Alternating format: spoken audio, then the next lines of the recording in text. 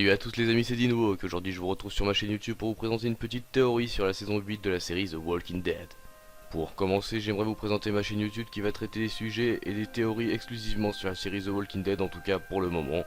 Sans plus attendre, commençons donc avec cette fameuse théorie. J'ai eu l'occasion récemment de lire un article sur le site d'Allociné. Comme vous le savez, l'actrice Soneca Martin Green, l'actrice qui jouait Sacha dans The Walking Dead, va sûrement rejoindre la série Star Trek. Et là vous allez me dire quel est le rapport avec la mort de Rick. Et bien d'après ce fameux article écrit par Allociné, l'acteur Andrew Lincoln qui incarne Rick dans The Walking Dead aimerait apparaître dans la prochaine saison de Star Trek.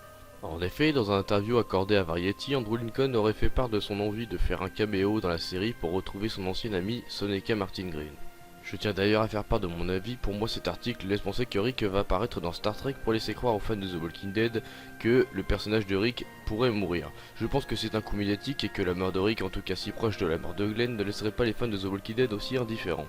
Le réalisateur de la série, nommé Robert Kirkman, aurait laissé paraître dans un interview question-réponse donné par le site nommé Reddit que le protagoniste Rick n'était pas immortel et qu'il mourirait à la longue et il se ferait donc remplacer par Carl. Nous pouvons donc nous attendre à la mort de Rick prochainement, mais selon moi pas de sitôt. Robert Kirkman a ajouté que cette théorie ne remettait pas en cause celle du héros immunisé contre le virus. J'ajoute à cela que de mon point de vue, Rick n'est pas immunisé. Beaucoup de gens pensent que Rick a échappé au virus et qu'il a donc transmis l'immunité à son fils. Si c'était vraiment le cas, Carl serait donc aussi bien infecté que non infecté. Pourquoi me direz-vous? C'est très simple, imaginons que Rick soit immunisé. Laurie, elle, ne l'était pas.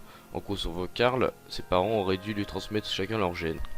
Pourquoi Carl serait immunisé? Et même si c'est le cas, pourquoi Laurie se serait transformée après sa mort à l'accouchement? C'était tout pour cette première théorie, merci de m'avoir suivi, à la prochaine les amis.